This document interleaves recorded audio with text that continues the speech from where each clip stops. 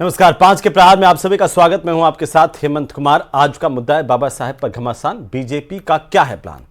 संविधान निर्माता बाबा साहब भीमराव अंबेडकर को लेकर गृह मंत्री अमित शाह के बयान पर सियासी घमासान मचा हुआ है। कांग्रेस ने देश भर में डॉक्टर अंबेडकर सम्मान यात्राएं निकाली हैं, तो वहीं प्रदेश भर के जिलों में भी कांग्रेस ने प्रदर्शन किया है। राजधानी जयपुर में कांग्रेस नेता नारेबाजी करते हुए कलेक्ट्रेट तक पहुंचे, वहां उन्हें बैरिकेडिंग करके रोक दिया गया। कांग्रेस ने बीजेपी से इस पूरे मामले पर माफी मांगने की मांग की है। उधर बहुजन समाज पार्टी की तरफ से भी देश भर में कई जगहों पर आज प्रदर्शन किया गया है इसी को लेकर के। तो दूसरी तरफ बीजेपी है। बीजेपी ने आरोप लगाया कि कांग्रेस ने डॉक्टर अंबेडकर के नाम पर हमेशा राजनीति की है। आज इसी को लेकर के करेंगे चर्चा। पहले देखिए ये रिपोर्ट। अभी एक फैशन हो गया है, अंबेडकर अंबेडकर अंबेडकर अंबेडकर अंबेडकर अंबेडकर। इतना नाम अगर भगवान का लेते हैं तो 7 जन्मों तक स्वर्ग मिलता था।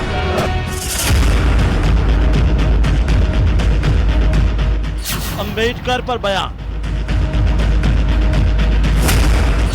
कांग्रेस का देश भर में घमासान।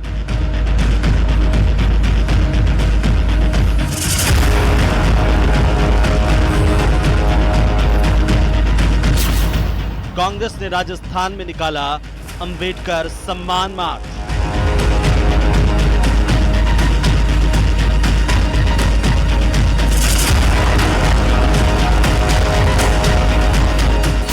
कांग्रेस ने बीजेपी से की माफी की मांग। बीजेपी माफी मांगे और ये राष्ट्रपति और प्रधानमंत्री तक पहुंचे। ये देश की आवाज है कि बीजेपी माफी मांगे और ये बीजेपी ने गलती की है। सबने अमित शाह जी का भाषण सुना है। बीजेपी का आरोप, कांग्रेस ने डॉक्टर अंबेडकर के नाम पर हमेशा की राजनीति। कांग्रेस केवल और केवल अंबेडकर जी के नाम पर राजनीति करती है, उनके नाम को दुरुपयोग करती है, उनका कभी सम्मान नहीं किया। ये हमारे सब दलित बंधु भी समझते हैं और पूरा देश जानता है। कांग्रेस ने कभी अंबेडकर जी को सम्मान नहीं दिया जो हमने सम्मान भारतीय जनता पार्टी के शासन में उनको मिला। बाबा साहेब पर घमासान, बीजेपी का क्या प्लान?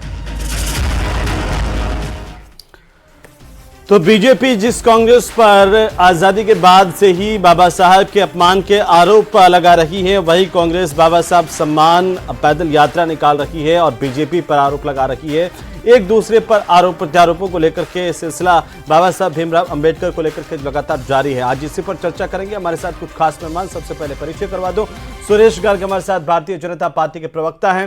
प्रतीक सिंह हमारे साथ हैं, कांग्रेस पार्टी के प्रवक्ता। एसपी मित्तल हमारे साथ हैं, वरिष्ठ पत्रकार के तौर पर।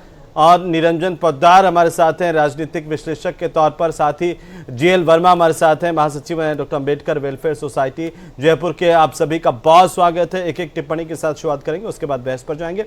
सबसे पहले सुरेश गर्ग साहब आपसे शुरुआत करना चाहूंगा। कांग्रेस कह रही है कि आपने बाबा साहब भीमराव अंबेडकर का अपमान किया है और बीजेपी इस पर माफी मांगे। बोलिए। देखिए हेमंत भाई, बाबा साहब अंबेडकर का अपमान तो शुरू से कांग्रेस करती आई है।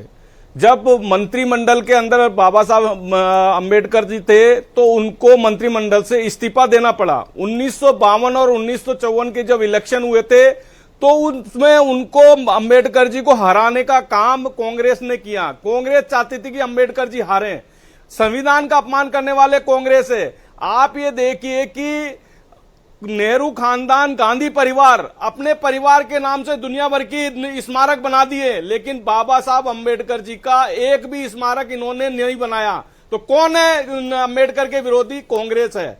आप बता दीजिए कि भारतीय जनता पार्टी की सरकार आने के बाद में मऊ में स्मारक बनाया और हमने हर जगह बाबा साहब जी का स्मारक बनाया, लेकिन कांग्रेस ने नहीं बनाया। तो ये संविधान विरोधी है, ये बाबा साहब के विरोधी हैं। हमेशा बाबा साहब का इन्होंने अपमान किया है। लेकिन देखिए ये क्या है कि झूठी राजनीति करने वाले लोग हैं, इनको तो केवल झूठी राजनीति करना है। जबकि ज्यादा आप पूरे हिंदुस्तान में किसी से भी पूछ लीजिए बाबा साहब का अपमान किसने किया है, कि कांग्रेस ने किया है। बाबा साहब को भारत रत्न देना था तो इन्होंने अपने परिवार को भारत रत्न दे दिया, लेकिन बाबा साहब को भारत रत्न नहीं दिया। तो आप बताइए कौन है बाबा साहब के छोटी घोर छोटी विरोधी? टिप्पणी में घोर वापस विरोधी आ है तो जाऊंगा। कांग्रेस प्रतीक है। जी, बाबा साहब, प्रतीक जी, बीजेपी कह रही है कि आपने तो हमेशा से ही बाबा साहब का अपमान किया है, और आज योगी आदित्यनाथ का बयान भी अभी कुछ देर पहले आया। अब कुछ देर में राजस्थान के मुख्यमंत्री भी इस पर बोलेंगे, तब उनको सुनेंगे। लेकिन उन्होंने कहा कि प्रधानमंत्री मोदी बाबा साहब के सपनों का भारत बना रहे हैं, लेकिन कांग्रेस पार्टी सिर्फ वोट की राजनीति कर रही है। बोलिए। हेमंत भाई, आप देखिए, इतिहास की चर्चा हुई तो इतिहास के अंदर दर्ज है कि कैसे बाबा साहब भीमराव अंबेडकर जी के जीते जी आरएसएस जो इनका मातृ संगठन है उसने उनकी शव यात्रा निकाली थी। गलत तो नहीं कह रहा मैं। इन्हीं के वीर सावरकर कहते थे कि भारत के संविधान के बारे में सबसे बुरी बात यह है कि इसमें कुछ भी भारतीय नहीं है। इनके गोवलकर कह रहे थे कि भारतीय संविधान में इधर उधर से चीजें उठा ली गई हैं और जो संविधान है इसको हम कभी भी नहीं मानेंगे और इसको मनुस्मृति के हिसाब से होना चाहिए। अब थोड़ा सा आगे बढ़ता हूं, 1990 के दशक की जो ये बातें करते हैं, अरुण शौरी जो बाद में वाजपेयी सरकार के अंदर मंत्री भी रहे, वो एक किताब लिखते हैं, वर्शिप ऑफ फॉल्स गॉड। और किसके बारे में लिखते हैं? अंबेडकर साहब के बारे में। जो अंबेडकर साहब के बारे में किताब लिख के उनके विरोध में किताब लिख रहे थे, उनको अटल बिहारी वाजपेयी जी की सरकार मंत्री बना रही थी। ये आजादी के समय उनकी शव यात्रा निकाल रहे थे। तो आप बताइए इन्होंने कब माना है? कब इन्होंने झंडे के इन्होंने आजादी के समय में कब इन्होंने झंडा माना? संविधान की प्रतियां जलाई, बाबा साहब अंबेडकर की जीते जी उनकी शव यात्रा निकाली, और आज अंबेडकर जी की बात करते हैं। और अमित शाह जी का आपने अभी स्टेटमेंट सुनाया था, क्या तल्खी और विरोधाभास। ये इस तरीके की मतलब देश के महापुरुषों के लिए टिप्पणी करना पाप है, और उसके लिए अगर उनसे गलती हो गई तो माफी मांग लेनी चाहिए। ये कहना अपने आप में कि अंबेडकर फैशन हो गया है, बताइए कितनी तल्खी है, कितना विरोधाभास है, कितनी कठोर तरीके से वो, आप देखिए किस तरीके से उनको पसंद नहीं करते बाबा साहब को, तो इसलिए वो इस तरीके की बातें करते हैं। मुझे लगता है अगर बीजेपी के प्रवक्ता ने पूरा इतिहास पढ़ा होता तो पता होता कि इनका जो मातृ संगठन था और जो इनके सावरकर, गोवलकर या और कोई भी लोग थे, वो किस तरीके से संविधान की खिलाफ प्रतियां जला रहे थे, वो संविधान के खिलाफ थे। ठीक है, वापस आ जाऊंगा। एसपी मित्तल साहब, आप कैसे देख पा रहे हैं कांग्रेस का प्रदर्शन है और बीजेपी के आरोप हैं? क्या ये सियासी है, सब कुछ वोट दलितों के हथियाने के लिए, एक माहौल बनाने के लिए इस तरह का माहौल बनाया जा रहा है? देखिए हेमंत, आज की राजनीति में भीमराव अम्बेडकर बहुत केंद्र बिंदु हो गए हैं, और उनको ऐसा लगता है कि यदि यदि अम्बेडकर साहब का समर्थन किया तो हमें चुनाव में फायदा होगा। और कांग्रेस और बीजेपी सब लोग इस बात का ध्यान रख रहे हैं कि किस तरीके से स्वयं को अम्बेडकरवादी घोषित किया जाए, स्वयं को अम्बेडकर का समर्थक किया जाए। अब जिस तरीके से भाजपा और कांग्रेस ने अपने अपने नजरिए से अम्बेडकर का समर्थन होने के बाद की ये बताया कि किस तरीके से क्या नाम है संघ और भाजपा वाले अम्बेडकर के विरोधी रहे, तो किस प्रकार भाजपा ने बताया कि कांग्रेस कैसे विरोधी रही।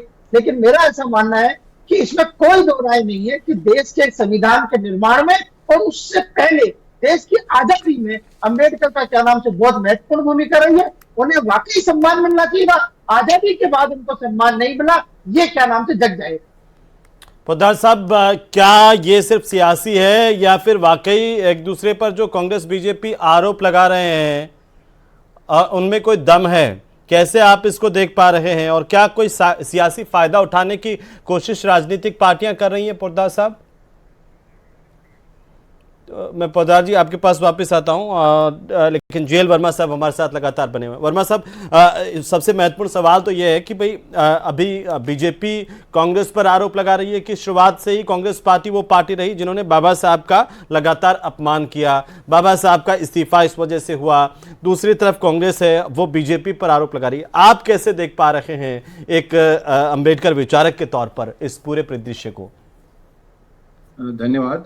देखिए, एक तो जो अमित शाह की जो टोन थी वो हमें स्वीकार्य नहीं है। वो किसी भी तरीके से उनके लिए सम्मानजनक नहीं थी अम्बेडकर साहब के लिए, तो हम उस टोन की और उस वक्तव्य की निंदा करते हैं। हमें वो स्वीकार्य नहीं है। और दूसरी बात, उसमें स्टेटमेंट में जो स्वर्ग की बात की है, तो हम आपको बता दें कि हम सभी धर्मों का सम्मान करते हैं, लेकिन डॉक्टर अम्बेडकर जो है, हम दलितों के लिए तो कम से कम भगवान से भी बड़े हैं। इसलिए उन चीजों में तो मैं नहीं जाना चाहता। लेकिन एक चीज मैं आपको बता दूं आपको कि साहब अम्बेडकर साहब ने जो हमारे लिए जो सोचा था कि दलितों को और वंचितों को क्या मिलेगा, आज 75 साल की आजादी के बाद में भी साहब हमें जो अंबेडकर साहब ने सोचा था वो उसमें से कुछ भी नहीं मिला है। आज हमारे राज्यसभा में कितने एमपी है? कुछ भी नहीं है। जुडिशरी में, आज हायर जुडिशरी में हमारा प्रतिनिधित्व नहीं है। आईआईटी आईआईएम्स में हमारे प्रोफेसर्स नहीं है। आप वाइस चांसलर्स नहीं है। आप 75 साल में 3 पीढ़ियां निकल गई है साहब। कांग्रेस ने भी राज कर लिया है, बीजेपी ने भी राज कर लिया है, लेकिन हम तो आज भी वही के वही हैं। हमें तो और सीधे हम आपको जयपुर ले चलते हैं, जहां पर मुख्यमंत्री प्रेस कॉन्फ्रेंस कर रहे हैं। उनके साथ डिप्टी सीएम हैं प्रेमचंद बैरवा और साथ ही भारतीय जनता पार्टी के प्रदेशाध्यक्ष मदन राठौड़। पहले उनको सुन लेते हैं, फिर से वापस लौटें।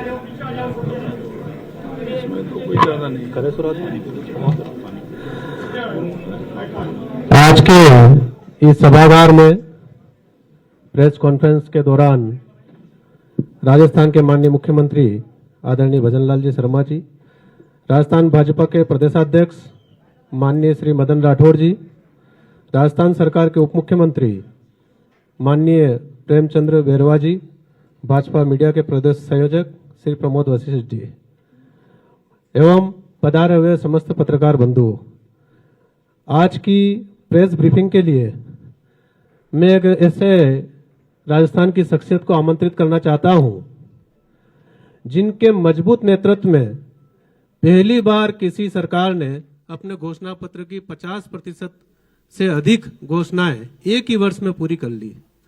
एक ऐसा मजबूत नेतृत्व जिन्होंने राजस्थान में पहली बार किसी सरकार ने पहले वर्ष में राइजिंग राजस्थान नामक समिट कर निवेशकों द्वारा अभी तक का कीर्तिमान लगभग 35 लाख करोड़ से ज्यादा का आमंत्रित करते हुए सफलता हासिल की।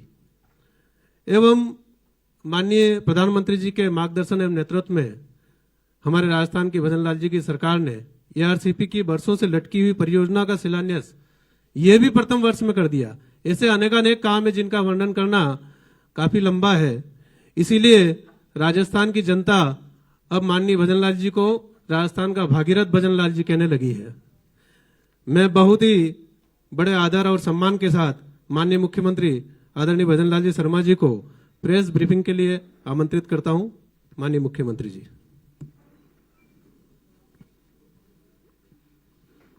सभी को नमस्कार।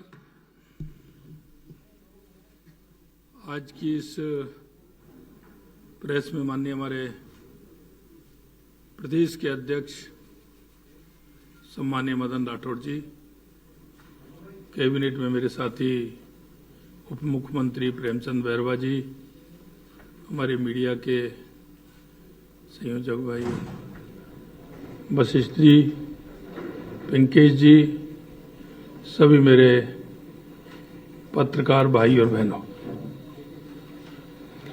आपने देखा होगा एक विषय है जिसमें चाहे दिल्ली में विपक्ष हो चाहे राजस्थान में विपक्ष हो, जो विपक्ष की भूमिका उनको निभानी चाहिए, विपक्ष उस भूमिका को नहीं निभा पा रहा है। और उन्होंने आज आपने देखो अगर जिस मुद्दे को लेकर के वो चल रहे हैं, यह मुद्दा तो आपको आजादी के बाद ही लेना चाहिए था, लेकिन आपने देखा होगा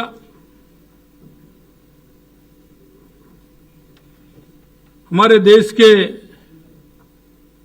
पहले कानून मंत्री और जिन्होंने इस देश में संविधान निर्माण करके उस अंतिम पंक्ति में बैठे व्यक्ति को कैसे आगे लाया जा सकता है, उसके लिए उन्होंने काम किया। हम बाबा साहब भीमराव अंबेडकर जी, डॉक्टर श्यामा प्रसाद मुखर्जी जी और पंडित दीनदयाल उपाध्याय जी के अंत्योदय को लेकर के हमारी पार्टी और हमारी सरकार उसे लेकर के चलती है। और ये सारी बातें मैं आपको इसलिए कहना चाह रहा हूं कि 2014 के बाद देश के यशस्वी प्रधानमंत्री नरेंद्र मोदी जी ने गरीब कल्याण की परिभाषा बदलने का काम किया है। आपने देखा होगा बाबा साहब के विजन को लेकर के हमेशा हम पार्टी के अंदर या केंद्र में हो या किसी प्रदेश में हो, हमारी सरकारें बाबा साहब के अंत्योदय को लेकर के चलती है। मैं कहना चाहता हूं कि आज कांग्रेस जिस तरह का ढोंग कर रही है, मैं कहना चाहता हूं कि कांग्रेस ने बाबा साहब को कितना अपमानित किया, उनका मजाक उड़ाया। उन्होंने कानून मंत्री पद से इस्तीफा दिया।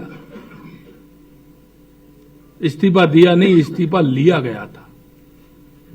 मैं कांग्रेस के उन लोगों से कहना चाहता हूं कि जरा वो बाबा साहब के उस इस्तीफे की कॉपी प्रेषित करें। बाबा साहब ने उसमें क्या लिखा, उनकी पीड़ा क्या थी। उनका 1952 का चुनाव कांग्रेस ने टिकट क्यों नहीं दिया, 1954 में भी नहीं दिया। बाबा साहब चुनाव लड़े तो उनका विरोध किया। देश की जनता इन सवालों का जवाब चाहती है। और आपने देखा होगा कि उन्होंने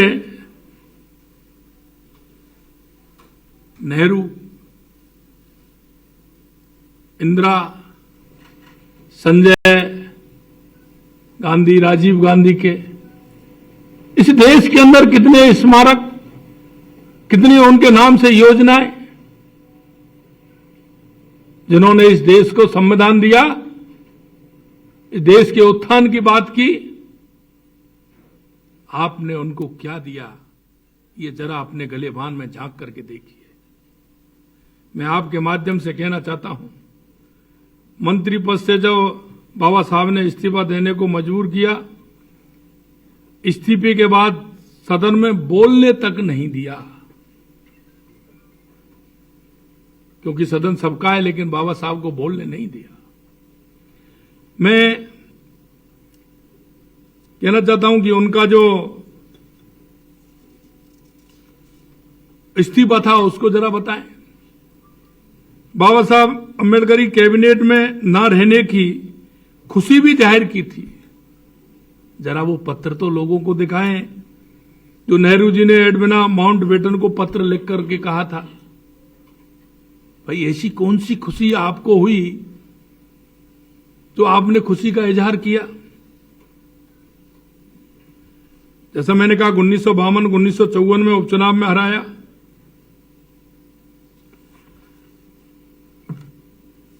कांग्रेस पार्टी इतने दिन तक शासन में रही, बाबा साहब को भारत रत्न तक नहीं दिया। जरा उसका भी खुलासा करें। अगर भारत रत्न दिया तो हमारे पूर्व प्रधानमंत्री अटल बिहारी वाजपेयी जी सरकार में शामिल थे और माननीय अटल बिहारी वाजपेयी जी ने बाबा साहब को भारत रत्न दिलाने का काम किया। मैं आपसे कहना चाहता हूं, हमारे देश के यशस्वी प्रधानमंत्री नरेंद्र मोदी जी ने सरकार आई तो दिल्ली में अंबेडकर सेंटर बना करके तैयार किया। लंदन में जहां बाबा साहब रहते थे उनकी स्मृति में, उनके जो निवास स्थान है उसकी स्मृति में वहां अंबेडकर हाउस बनाने का काम किया, अंबेडकर स्मृति बनाने का काम किया। और मुझे सौभाग्य मिला कि मैं अब की बार जब लंदन गया तो बाबा साहब के उस स्मृति पर जाने का मौका मिला और मैंने वहां श्रद्धांजलि अर्पित की। मैं आपसे कहना चाहता हूं, बाबा साहब का एक भी स्मारक कांग्रेस ने नहीं बनाया। पंच तीर्थों का निर्माण देश के यशस्वी प्रधानमंत्री नरेंद्र मोदी जी ने किए, जबकि पूरे देश भर में। जैसा मैंने आपको बताया, नेहरू, इंदिरा गांधी, संजय गांधी, राजीव गांधी के नाम से सैकड़ों स्मारक, अस्पताल, सड़कों के नाम रख दिए गए। आज वो किस तरह से ढिंढोरा पीट रहे हैं। भाई, आपको देश की जनता ने नकार दिया। आप देश की जनता के साथ आपने कितना धोखा किया। कांग्रेस ने हमेशा झूठ और लूट का सहारा लिया। कांग्रेस ने हमेशा जाति धर्म की राजनीति की। कांग्रेस ने हमेशा भ्रष्टाचार की राजनीति की। मैं कहना चाहता हूं, आपने देखा होगा संसद के अंदर किस तरह से राहुल गांधी ने धक्का मुक्की कर सांसदों को गिरा दिया। मान सकते हैं आप युवा हैं, लेकिन उन सांसदों को किस तरह से आपने गिराया, उनको किस तरह से बेइज्जत किया, महिलाओं को बेइज्जत करने का काम किया। मैं कांग्रेस पार्टी से इतना कहना चाहता हूं कि वो कुछ तो शर्म करें। देश का संविधान जिन्होंने, सामाजिक अधिकार जिन्होंने सशक्त बनाने का काम किया, आप उनके नाम से जिस तरह से काम कर रहे हैं, ये ठीक नहीं है। और इसमें अगर आपको करना है तो बाबा साहब देश के महानायक हैं, उनको बीच में लाने की कहां आवश्यकता पड़ रही। लेकिन जिस तरह से कांग्रेस कर रही है, तोड़ मरोड़ करके, माननीय हमारे गृह मंत्री जी के उस भाषण को किस तरह से कर रही है, आपने भी देखा होगा, उससे पहले भी देखा होगा, बाद में भी देखा होगा। लेकिन मैं कहना चाहता हूं कि एक छोटे से अंश को प्रेरित करना, ये सर्वनाक बात है। मैं इतना कहना चाहता हूं कि कांग्रेस जिस तरह से, क्योंकि उसके पास कोई मुद्दा नहीं है, कांग्रेस ने कभी देश के विकास की बात नहीं की, अंतिम पंक्ति में खड़े व्यक्ति की बात नहीं की। कांग्रेस हमेशा बात करती है तो जैसा मैंने कहा, झूठ और लूट और भ्रष्टाचार की बात करती है। और एक इनकी आदत में आ गया है, कांग्रेस बिना सत्ता के नहीं रह सकती, सत्ता लोलुप है। एन केन प्रकार वो सत्ता को काबिज भी रहना चाहती है और सत्ता के बिना नहीं रह सकती। उसका अंदर का बड़ा दर्द है, क्योंकि उन्होंने जिस तरह से सत्ता का दुरुपयोग किया है, देश की जनता ने उसका जवाब उनको दिया है। और मैं कहना चाहता हूं, देश की जनता ये सारा कुछ देख रही है। आने वाले समय में जनता इसका भी जवाब देगी। मैं आपके माध्यम से यही कहना चाहता हूं कि बाबा साहब भीमराव अम्बेडकर जी जैसे महापुरुष को इस तरह से आप जो राजनीतिक के उसमें ला रहे हैं, ये ठीक नहीं है। बाबा साहब हमारे सर्वोच्च हैं, वो हमारे नायक हैं, कहूं तो महानायक हैं। बाबा साहब ने इस राष्ट्र को दिशा देने का काम किया है। हमारे सामाजिक का जिस तरह से उन्होंने हर व्यक्ति को आगे लाने का काम किया है, निश्चित रूप से मैं उनको नमन करता हूं। और मैं कहना चाहता हूं कि भारतीय जनता पार्टी की सरकार या केंद्र में हो या राज्य में हो, बाबा साहब के बताए हुए रास्ते पर भारतीय जनता पार्टी हमारी चल रही है। और हमेशा गरीब उत्थान, गरीब कल्याण के लिए हमारी सरकारें काम करती हैं। और आपने देखा होगा, एक साल के अंदर लगातार हमारी सरकार ने भी जो हमने कहा था उसके लिए हमारी सरकार ने काम किया है। आज के संदर्भ में मैं आप सभी से इतना ही कहना चाहता हूं। आप सभी आए, आप सभी को बहुत बहुत धन्यवाद। नमस्कार, राम राम साहब। धन्यवाद पत्रकार बंधु।